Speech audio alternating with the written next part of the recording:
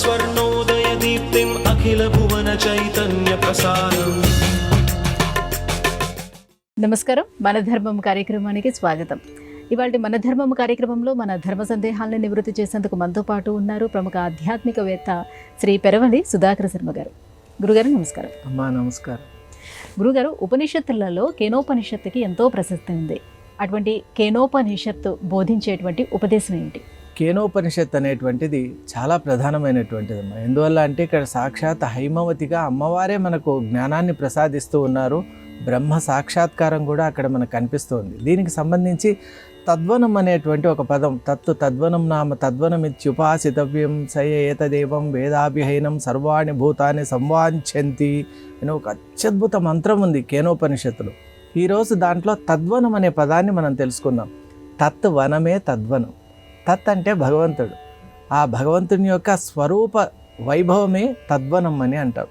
మరి అటువంటి పదం, అటువంటి ఆ తద్వనాన్ని ఉపాసించేటువంటి వాళ్లను ప్రపంచం అంతటా అంటే సర్వ ప్రాణులు కూడా వారిని తమకు నిజంగా ఎటువంటి విరోధ భావం లేకుండా సేవిస్తూ ఉంటాయి, ఆకాంక్షిస్తూ ఉంటాయి అని అంట. స ఏతదేవం వేదాభిహీనం సర్వాణి భూతాన్ని సంవాంఛంతి, ఆయన్ని ఇష్టపడతాయంట ఆ తద్వనాన్ని ఉపాసించే. దీనికి తాత్కారణంగా మనకు జగద్గురువు శ్రీమద్ అభినవ విద్యాతీర్థ మహాస్వామి వారు, అంటే ఇతపూర్వం శృంగేరి పీఠాధిపతులు వారు, శ్రీ శ్రీ శ్రీ భారతీతీర్థ స్వామి వారి గురువరేణ్యులు, వారి యొక్క వృత్తాంతం మనం చూద్దాం. ఆ తద్వన ఉపాసకులు వారు కాబట్టి ఒకసారి అభినవ విద్యాతీర్థ స్వామి వారు ప్రదోష సమయం దాటిన తర్వాత ఒక పరిచారకుడు అంటే ఒక అటెండెంట్ని తీసుకొని సమీపంలో ఒక బెట్ట అంటే ఒక ఎత్తైనటువంటి స్థానం ఉంటుంది. అక్కడ ఏకాంతంగా మేము ఈరోజు పౌర్ణమి, ఆ రోజు ధ్యానం చేసుకోవాలి అంటే ఆయన వచ్చినప్పుడు చెప్పారు, మేము ధ్యానమై వచ్చే వరకు ఇక్కడే ఉండు అన్న. అతను ఆ కొండ కిందనే ఉన్నాడు. గురువుగారు ఆ శిఖరం దగ్గరికి వెళ్ళి అక్కడ ధ్యానానికి కూర్చున్నారు. వారి ధ్యానంలో వారు ఎలా అంటే వారు కైవల్య స్థితిని పొందినటువంటి మహానుభావులు, జీవన్ముక్త స్వరూపులు కాబట్టి వారు సమాధి స్థితిలోకి వెళ్ళిపోయారు. ఇక్కడ ఉన్నటువంటి అనుచరుడు పాపం ఆయన శిష్యుడు చూస్తూ ఉన్నాడు, ఎంతసేపు అయినా రావటం లేదు. సరే గురువాజ్ఞ కాబట్టి అక్కడే ఉన్నాడు. ఆచార్యుల వారు కూడా అలాంటి సమాధి స్థితి నుండి వారు వచ్చేసరికి అప్పటికే అర్ధరాత్రి దాటిపోయింది. శృంగేరి ప్రాంతం చాలా రమణీయంగా ఉంటుంది. దాంట్లో ఆ పౌర్ణమి, ఒక పక్క నది, ఆ చంద్రుని యొక్క కిరణాలు అలా ప్రసరింపబడుతూ సర్వం కూడా ఉత్తేజితంగా ఉన్నటువంటి సందర్భంలో ఆచార్యుల వారు మెల్లగా కళ్ళు ఎప్పుడైతే తెరిచి చూశారో వారికి తమ ఒడిలో ఏదో ఒక బరువైన వస్తువు ఉన్నట్టు అనిపించిందంట. అదేమిటి, మేమేమి తీసుకొని రాలేదే, ధ్యానానికి వచ్చాము అని ఎప్పుడైతే ఇలా చూశారో, శృంగేరిలో మామూలుగా ఇక్కడ సర్పం అని అంటాం కదా, మనం కింగ్ కోబ్రా అని అంటాం. అంటే చాలా పెద్ద 15 అడుగుల ప్రమాణం ఉన్నటువంటి నాగుపాములు ఉంటాయి, జాతి సర్పాలు ఉంటాయి. వాటిలో ఒకటి తన ఒడిలో పడుకొని నిద్రపోతూ ఉంది. అది ఎంత అమాయకంగా నిద్రపోతుంది, మామూలుగా దాన్ని చూస్తేనే మనకు గుండెలు ఆగిపోతాయి. కానీ వారు జీవన్ముక్త స్వరూపులు కాబట్టి, తద్వన స్వరూపం కాబట్టి ఆచార్యుల వారు ప్రేమతో చూస్తే అది అమాయకంగా తద్వన ఉపాసకుడు కాబట్టి అది వైబ్రేషన్ గుర్తుపట్టింది. వీరి వల్ల నాకు ఎటువంటి అపాయం లేదు. ఇప్పుడు తల్లి ఒడిలో పడుకున్న బిడ్డ ఏదైనా ఆలోచిస్తాడమ్మా, అసలు అన్నీ మర్చిపోయి నిద్రపోతాడు. అలాంటి స్థితిలో అది అలా పడుకునింది. అంటే కేనోపనిషత్తులో ఏదైతే సయ ఏతదేవం వేదాభిహైనం సర్వాణి భూతాన్ని సంవాంఛంతి అని అన్నారో దానికి తార్కారణంగా ఇది పాపం అలాగే నిద్రపోతూ ఉందంట. ఆచార్యుల వారు చూశారు, నా వల్ల దానికి ఇబ్బంది లేదు అనేటువంటి ఒక భావనతో అది నిద్రలో ఉన్నప్పుడు మనం దాన్ని ఇబ్బంది పెట్టరాదని అలాగే ఉన్నారట. అది దాదాపు బ్రాహ్మీ ముహూర్తానికి కొన్ని గడియల ముందు అప్పుడు నిద్ర లేచిందంట. నిద్ర లేచి మెల్లగా ఆచార్యుల ఒడిలో నుంచి ముందుకు వెళ్తూ ఉంటే ఆ చంద్రకిరణాలు దాని మీద పడుతూ ఉంటే అత్యంత శోభాయమానంగా వెలిగిపోతుందంట ఆ సర్పం కూడా. అప్పుడు ఆ సర్పంకి ఏమనిపించిందో ఒక్కసారి వెనక్కి తిరిగి చూసి తల అలా వంచి వెళ్ళిపోయింది. అంటే జగద్గురువులకు మానవ మాతృలే కాదు, భయంకరమైన సర్పములు కూడా జగద్గురువులను ఆరాధిస్తున్నాయి, వాంఛిస్తున్నాయి, సంవాంఛిస్తున్నాయి. అంటే వారిలో ఉన్నటువంటి ఆత్మతత్వం, ఆత్మ వైభవమే కారణం అని గుర్తుపెట్టుకోవాలి. శృంగేరి పీఠాధిపతులందరూ కూడా శారదామాత స్వరూపాలే, సాక్షాత్ అమ్మవారి స్వరూపాలే. కాబట్టి తల్లి ఒడిలో హాయిగా నిద్రించినటువంటి ఆ సర్పం అలా వెళ్తూ కృతజ్ఞతాపూర్వకంగా ఒక్కసారి ఆచార్యులకు నమస్కరించి వెళ్ళిపోయింది వినమ్రంగా. ఇలాంటి సంఘటనలు మనకు ఆ ఉపనిషత్తులు ఈనాటికి కూడా అవి లివింగ్ ట్రూత్స్ అని ఏదైతే మనం అంటామో అటువంటి భావనను మనకు తెప్పిస్తూ ఉంటాయి. కాబట్టి ఆ జగద్గురువులకు మరోమారు ప్రణామాలు సమర్పించుకుంటూ ఉన్నాం. గురుగారు, పరమశివుడి యొక్క నివాస స్థలంగా బ్రహ్మ మానస పుత్రికగా మానస సరోవరాన్ని అభివర్ణిస్తూ ఉంటారు. మానస సరోవరం యొక్క వైశిష్ట్యం ఏంటో విశదీకరిస్తారా? అమ్మ, నిజంగా చెప్పాలి అంటే బ్రహ్మ మానస పుత్రికే మానస సరోవరం. ఇది మీరు చాలా చక్కగా చెప్పారు. మరొకటి శివస్థానమైనటువంటి శివుని నివాసమైనటువంటి కైలాస పర్వతము ఈ యొక్క మానస సరోవరము కూడా అవినాభావ సంబంధాన్ని కలిగి ఉన్నాయి. మనం ఎప్పుడైతే ఆ ప్రాంతానికి వెళ్తామో అక్కడ నిజంగా చెప్పాలి అంటే ప్రపంచ స్పృహ ఏమాత్రం ఉండదు. ఎటువంటి వ్యక్తికైనా ఆ ప్రాంతం యొక్క మహాత్మ్యం ఎలా ఉంటుందంటే ప్రపంచ స్మృతి కొన్ని చోట్ల మనకు రహితమవుతుంది, కానీ అక్కడ దేహస్థితి కూడా దేహ భ్రాంతి కూడా ఉండదు. అసలు ఆ మానస సరోవరాన్ని కనుక మనం చూసినట్టయితే బ్రాహ్మీ ముహూర్తంలో దీపపు కాంతి లాంటి కొన్ని వస్తువులు ఆ నదిలో ప్రవేశించి మాయమవుతూ ఉంటాయి. అక్కడ ఉన్నటువంటి పెద్దలు యోగులు ఏమని చెప్తున్నారంటే ఆకాశం నుండి దేవతలు కూడా వచ్చి బ్రాహ్మీ ముహూర్తంలో ఈ యొక్క మానస సరోవరంలో స్నానం చేసి పవిత్రులవుతున్నారు అని వారు చెప్తారు. ఆ దీపకాంతి దేవతా సమూహం అని వారు చెప్తూ ఉన్నారు. కాబట్టి ఆ మానస సరోవరం యొక్క మరొక మహిమ ఏమిటి అంటే మానస సరోవరమే నదిగా కూడా రూపాంతరం చెంది సరయూ నదిగా మనకు అయోధ్యలో దర్శనమిస్తోందమ్మా. కాబట్టి మళ్ళీ ఇక్కడ కూడా మనం చూసినట్టయితే ఇక్కడేమో శివస్థానం, అక్కడేమో నారాయణ స్థానం. చూసారా, రెండిటికి ఇక్కడేమో ఒక తటాక రూపకంగా ఉంది, అక్కడేమో ఒక నదీ రూపకంగా ఉంది. ఆ సరయూ నది కూడా దాని మూలస్థానం ఈ మానస సరోవరమే అని చెప్తారు. కాబట్టి భారతదేశంలో ఉన్న క్షేత్రాలు అలాగే భారతదేశంలో ఉన్నటువంటి మాహాత్మ్యాన్ని ప్రతి ఒక్కరం భారతీయులమైన మనం ముందుగా తెలుసుకోవాలి. అసలు మన దేశంలో జన్మ తీసుకోవడం అనేటువంటిది ఎన్నో జన్మల పుణ్య ఫలంగా మనం భావించాలి. అలాంటి భారతదేశం అంతా కూడా నిజంగా చెప్పాలి అంటే ఒక తీర్థరాజమే. కాబట్టి మానస సరోవరం అనేటువంటిది నిజంగా మహిమాన్విత సరోవరంగా మనం భావించవచ్చు.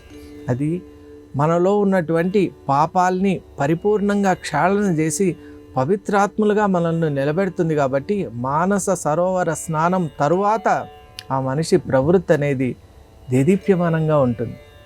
పూర్వం ఎలా ఉన్నాడో ఇప్పటికీ చాలా అసలు ఇతనేనా అతను అనేటువంటి ఒక పోలిక కూడా లేకుండా అంతటి మహిమ అనేటువంటిది ప్రసాదించే ఆ సరోవరం నిజంగా భగవంతుని యొక్క వరప్రసాదం, బ్రహ్మవర ప్రసాదం.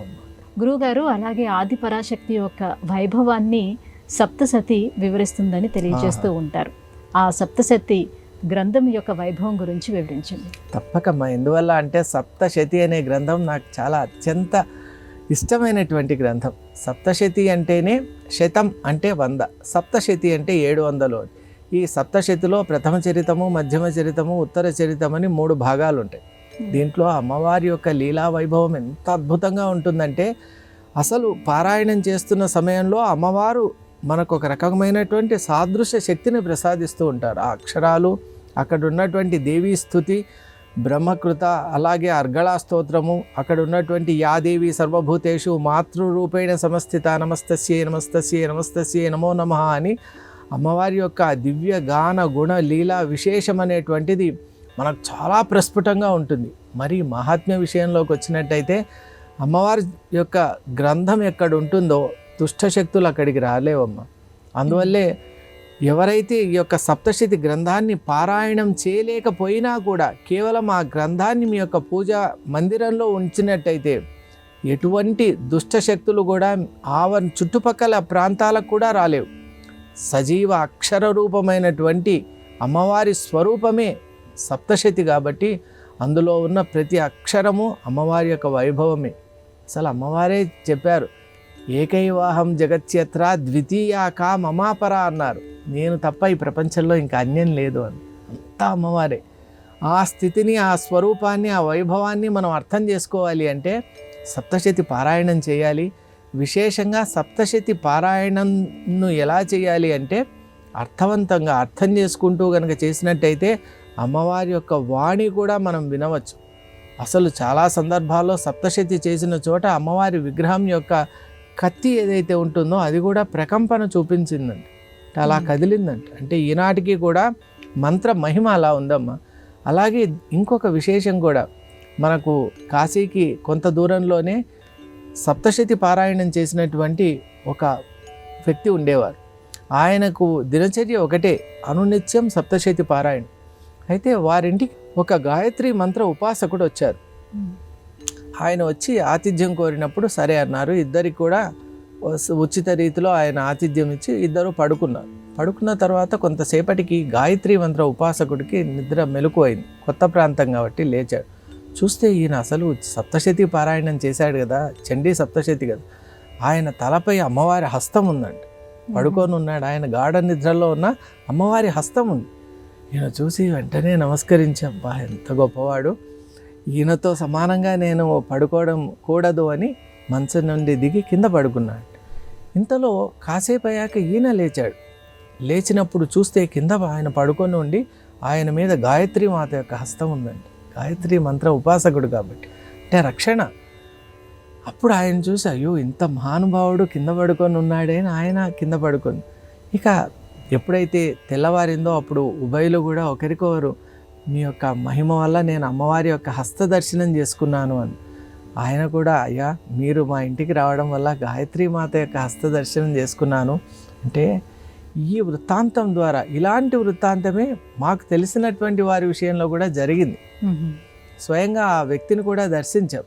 కాబట్టి సృష్టి సత్యనారాయణ సిద్ధాంతి గారని వారి విషయంలో కూడా ఇటువంటి విషయం జరిగిందమ్మా. కాబట్టి ఈనాటికి కూడా అమ్మవారు సాదృశంగా ఉన్నారు. సప్తశతి పారాయణం చేసిన వారి వెంటనే ఉన్నారు అమ్మవారు.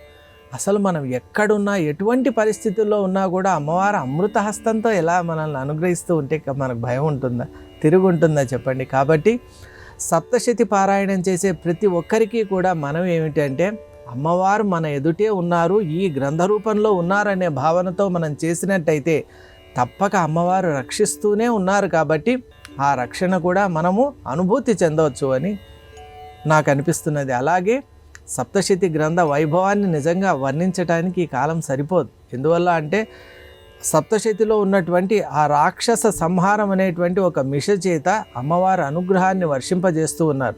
మరీ ముఖ్యంగా ఇక్కడ లీల ఏమిటి అంటే, మనకు చండముండాసురులు, మహిషాసుర రక్తబీజులు, అలాగే శుంభ నిశుంభులు, ఇలా రెండెండుగా వారు రాక్షసులు రావడం, నిహతులు కావడం మనం చూస్తూ ఉంటాం. అంటే ద్వైతాన్ని ఖండించి అద్వైత స్థాపనే మనకు సప్తశతి యొక్క ప్రధాన లక్ష్యం అని మనం తెలుసుకోవాలి. ద్వైతాన్ని ఖండించడం అంటే ద్వైతాన్ని ఎప్పుడూ మనం తక్కువ చేయటం లేదు, ద్వైతం నుండి అద్వైత స్థితికి మనల్ని చేరుకోమని అమ్మవారి యొక్క ఆదేశం, సందేశం. సప్తశతి యొక్క మూలమైనటువంటి తత్వం కూడా అదే. కాబట్టి దాన్ని మనం గ్రహించి ఆ అద్వైత స్థితిని అమ్మవారి యొక్క అనుగ్రహం చేత పొందాలి అని నేను భావిస్తున్నాను. గురుగారు, శ్రీమద్ భాగవతంలో పరమ పవిత్రమైన జడభరత వృత్తాంతం గురించి తెలియజేస్తారా? చాలా మంచి వృత్తాంతం అమ్మ. నిజంగా చెప్పాలి అంటే శ్రీమద్ భాగవతం అనేటువంటిది నిగమకల్ప తరోర్ గలితం ఫలం అన్నట్టు, ఆ ఫలంలో మనం ఎక్కడ చూసినా కూడా ఆ మాధుర్యం ఉంటుంది. భగవంతుని యొక్క భక్తి అనేటువంటి విశేషం అక్కడ మనకు కనిపిస్తూ ఉంటుంది. ఇందులో ముఖ్యంగా భక్తులే కాకుండా జ్ఞానులు కూడా మనకు దర్శనమిస్తూ ఉంటారు. వారిలో ముఖ్యమైనటువంటి వారు అవధూతలు. వారిలో ఒకరే ఈ జడభరత వృత్తాంతానికి సంబంధించిన వారు. భరతుడు అనేటువంటి చక్రవర్తి రాజ్యాన్ని పరిపాలన చేసిన తర్వాత మనం రఘువంశ రాజుల గురించి మనం విన్నాం. త్యాగాయ సంభృతార్థాయ సత్యాయ మితభాషినే అని, అలాగే యశసే విజగీషూణాం ప్రజాయై గృహమేదినాం అని వారికి చెప్పబడింది. రఘువంశ రాజుల యొక్క ప్రకీర్తి ఆ విధంగా మహాకవి కాళిదాస్ చేశారు. అలా ఈ భరతుడు కూడా రాజ్యాన్ని పరిపాలన చేసిన తరువాత ఇక సరి అయిన సమయంలో ఉత్తరాధికారిని నియమించి ఆయన సన్యాసం తీసుకొని ఒక నదీ తీరంలో ప్రణవ మంత్రాన్ని జపిస్తూ ఉన్నాడు. అయితే విధి అనేటువంటిది ఎలా ఉంటుందో మీరు చూడండి. ఆయన ప్రపంచాన్ని మొత్తం త్యజించాడు.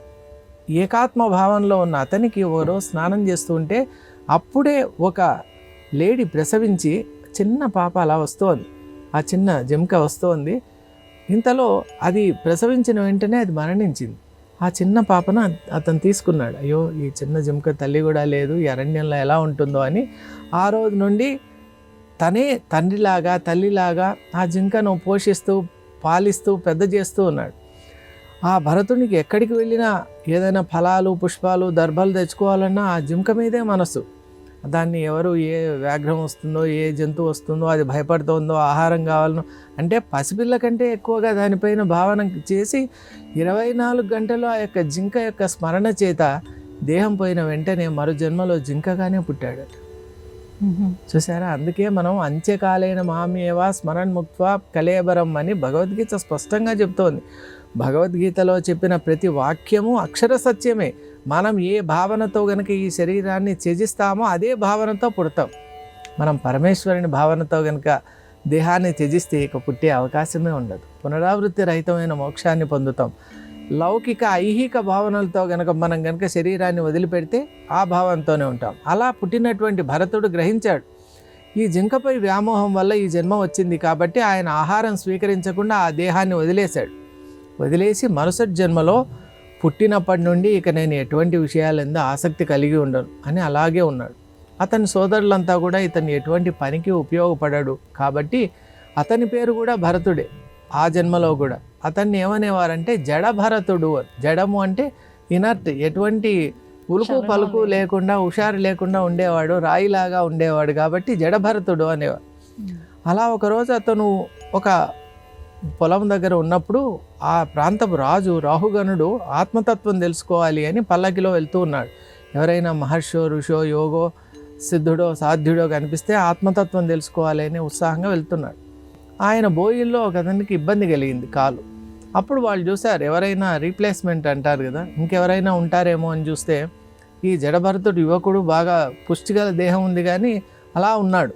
వీడిని పిలిచి ఇలా రాజుగారి పల్లకి మోస్తావా అన్నాడు. అంటే ఏం పలకలేదు. సరే వాళ్ళు తెచ్చి పల్లకిని తెచ్చి అతని ఒక కాడ అతని పైన పెట్టారు, వెళ్తూ ఉన్నాడు. అని జడభరతుడు ఎంత సూక్ష్మగ్రాహి అంటే అక్కడ వెళ్ళే కీటకాలకి ఏమైనా తన వల్ల ఆపద కలుగుతుందేమో అని అవి వచ్చినప్పుడు అలా అలా పక్కకు వెళ్ళేవాడు. దీంతో కుదుపులు ఏర్పడి రాజుకు ఏమిటిది చక్రవర్తి, నేను నా యొక్క పల్లకి ఇలా ఊగిపోతోంది అని మందలించాడు. అప్పుడు వాళ్ళు చెప్పారు, కొత్తగా ఒక బోయి వచ్చాడండి, ఆయన వల్లే ఇలాంటి కుదుపులు, ఆయన ఏంటో భూమిపైన ఏదో నిశ్చితంగా చూస్తూ ఇలా చేస్తున్నాడు. అప్పుడు రాజు ఆపి ఏమిటిది అని కొన్ని నిందా వాక్యాలు పలుకుతాడు. పలికిన ఆయన ఏమాత్రం చెల్లించాడు. నేను ఎన్ని మాటలు మాట్లాడుతున్నాను కదా, నీకేం అనిపించడం లేదా అంటే, మాట్లాడే మీరు, మీలో ఉన్న చైతన్యము పల్లకిలో కూర్చున్నారు మాట్లాడుతున్నారు, మీలో ఉన్న చైతన్యము పల్లకి మోస్తున్నటువంటి నాలో ఉన్న చైతన్యం ఒకటి అని నేను గ్రహించాను కాబట్టి ఎవరిని అంటున్నారు, ఇక్కడ రెండు లేవు కదా, ఒకటే ఉంది కాబట్టి నేను ఎవరిపైన కోపం చూపించాలి, ఎవరిపై సంతోషం చూపించాలి అని. ఆ మాట వినగానే అర్థమైపోయింది నా అవధూత. వెంటనే రాహుగణుడు దిగి వచ్చి పాదాలు స్పృశించి, మీలాంటి వారి కోసమే నేను అన్వేషణలో ఉన్నాను, వెదకపోయిన తీగ కాలికే తగిలినట్టు అని ఒక సామెత ఉంది కదా, అలా మీరు నాకు భగవంతుని అనుగ్రహం వల్ల కలిగారు కాబట్టి అప్పుడు ఆ జడభరతుని దగ్గర ఈయన జ్ఞానాన్ని ఉపదేశాన్ని పొందాడు అని మనకు శ్రీమద్ భాగవతం చెప్తుంది. కాబట్టి జడభరత ఉపాఖ్యానాన్ని ఎవరు విన్నా కూడా వారికి జ్ఞానం కలగడం, ఈ జన్మలోనే ఉత్తమ జ్ఞానం ప్రాప్తి కావడం అనేది తథ్యం అని శాస్త్రం చెప్తోంది. గురుగారు, భగవద్గీతలో శ్రీకృష్ణ పరమాత్మ మనకిచ్చినటువంటి వాగ్దానం గురించి వివరిస్తారా? అమ్మ, దీనికి సంబంధించి నిజంగా చెప్పాలి అంటే వృత్తాంతం కూడా ఉంది. అనన్యాశ్చింతయంతో మాం ఏ జనా పర్యుపాసతే తేషాం నిత్యాభియుక్తానాం యోగక్షేమం వహామ్యహం. భగవంతుడు మనకిచ్చినటువంటి వాగ్దానం ఏమిటి అంటే, ప్రతిజ్ఞ ఒక చోట చేశారు. క్షిప్రం భవతి ధర్మాత్మ శశ్వశాంతిం నిగచ్చతి కౌంతేయ ప్రతిజానీహి నమే భక్త ప్రణశ్యతి అనేది ప్రతిజ్ఞ చేశాడు. ఇక్కడ వాగ్దానం ఏం చేశాడు, ప్రామిస్ ఏం చేశాడంటే, అనన్య భక్తితో నన్ను ఎవరైతే సేవిస్తారో, కొలుస్తారో, స్మరిస్తారో, తలుస్తారో వాళ్ళందరి యొక్క యోగక్షేమాలు నేనే చూస్తాను. దీనికి సంబంధించిన వృత్తాంతం ఒకటి కాశీ సంబంధంగా ఉంది. ఒక బ్రహ్మచారి చిన్నప్పటి నుంచి కూడా భగవద్గీత పారాయణం ఆయనకు చాలా ఇష్టం. దాంట్లో కూడా ఆయన యోగక్షేమం వహామ్యహం అని భగవంతుడు అన్నాడు, సాక్షాత్ భగవంతుడే అన్నాడు కాబట్టి నా యోగక్షేమాలు భగవంతుడే చూసుకుంటాడని చిన్ననాటి నుండి విశ్వసించి గంగా తీరంలో భగవద్గీత పారాయణం చేస్తూ ఉండేవారు. అలా పెద్దవాడయ్యాడు, అతనికి బాధ్యతలు వచ్చాయి, సంసారం వచ్చింది. ఆ తర్వాత ఆ ప్రాంతం అంతటా కూడా పెద్ద కరువు వచ్చింది. దానివల్ల వీరి పోషణ, ఈ యొక్క కుటుంబాన్ని పోషించుకోవడం, కాపాడుకోవడం చాలా కష్టమైపోయింది అతను. మరి ఆ నేపథ్యంలో బయటికి వెళ్తున్నాడు, ఎటువంటి ఆహారానికి సంబంధించిన వస్తువులు కానీ ఏమీ తీసుకొని రాకుండా వస్తున్నాడు. అక్కడ పిల్లలందరూ కూడా 2-3 రోజులుగా ఆకలితో అలమటిస్తూ ఉన్నారు. అప్పుడు ఇంతైనా కూడా పారాయణం అయితే చేస్తూ ఉన్నాడు. మరి ఒకరోజు ఆమె అనింది, ఈరోజు కనుక మీరు ఆహారం తీసుకొని రాలేకపోతే పిల్లలు చాలా ఇబ్బంది పడతారు, ఇప్పటికే వాళ్ళు మంచినీళ్లతో ఉంటున్నారు. మరి ఆ నేపథ్యంలో ఈయన గంగా తీరంలో మళ్ళీ పొద్దున వెళ్ళి పారాయణం చేస్తున్నప్పుడు అనన్యాశ్చింతయంతో మామే జన పర్యుపాసతే తేషాం నిత్యాభియుక్తానాం యోగక్షేమం వహామ్యహం అని వచ్చినప్పుడు ఆపేశాడు. యోగక్షేమం వహామ్యహం అని అన్నారు, కానీ అది సత్యం కాదేమో అని నాకు అనిపిస్తోంది. మేమింత బాధపడుతున్నా కూడా మీరు ఏ విధంగా కూడా మమ్మల్ని అనుగ్రహించడం లేదు, కాబట్టి ఇది సత్యం కాదు అనే ఒక భావనతో అక్కడ సమీపంలో చూశాడు. మనకు నదీ తీరంలో కొన్ని రాళ్ళు అవి ఉంటాయి, వాటిలో చాలా కుశాగ్రం లాగా ఉన్నటువంటి ఒక రాయిని తీసుకొని ఆ పదాలన్నింటినీ కూడా చెరిపేశాడు గ్రంథంలో. ఇది కరెక్ట్ కాదు అని. ఇక అలాంటి విచలితమైన మనస్సుతోనే సాయంత్రం వరకు అక్కడ ఇక్కడ గడిపి రాత్రి వేళకి ఇల్లు చేరుకున్నాడు. ఇంక ఎలాగైనా వెళ్ళాలి కాబట్టి బాధపడుతున్నాడు. పిల్లలు ఎలా ఉన్నారో, ఆమె ఎలా బాధపడుతుందో అని చూసేసరికి దూరం నుంచి చూస్తే ఇంటిలో అన్ని విద్యుత్ దీపాలు ఉన్నాయి. ఇన్ని దీపాలు అలంకరణ చేశారు అని ఇంకా కాస్త దగ్గరికి వచ్చేసరికి పిల్లలు ఆడుకుంటూ ఉన్నారు.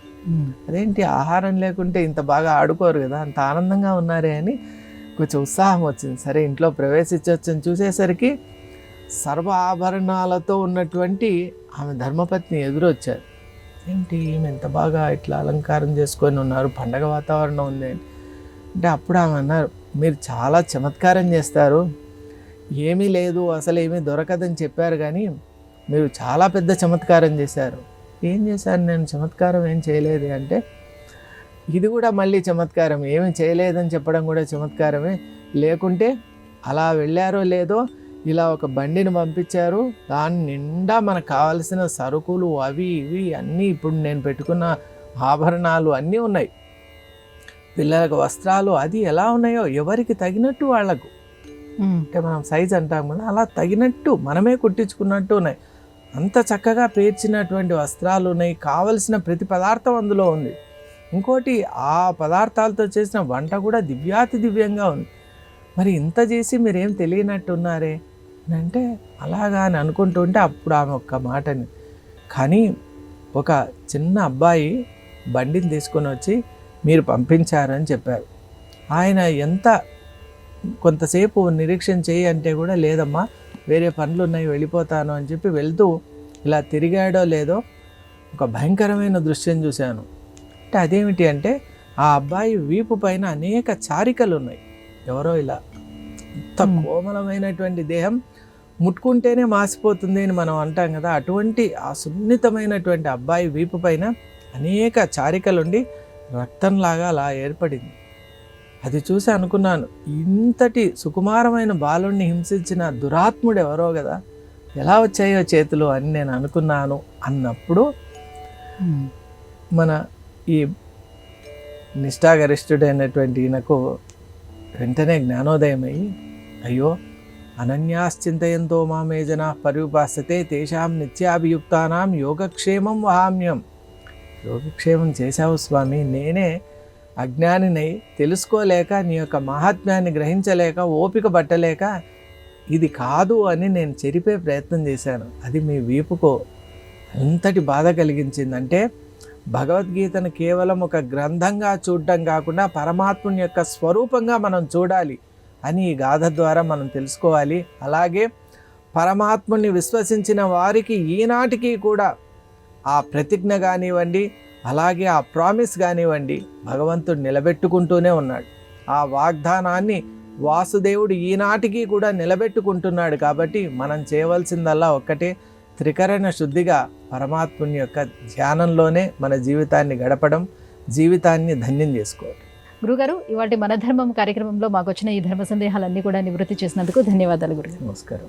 ఇది ఇవాటి మన ధర్మం కార్యక్రమం. రేపటి మన ధర్మం కార్యక్రమంలో మళ్ళీ కలుసుకుందాం. నమస్కారం. ఈ కార్యక్రమాన్ని తిరిగి చూడాలనుకుంటే www.youtube.com/@ETV Life Spiritual లో చూడవచ్చు.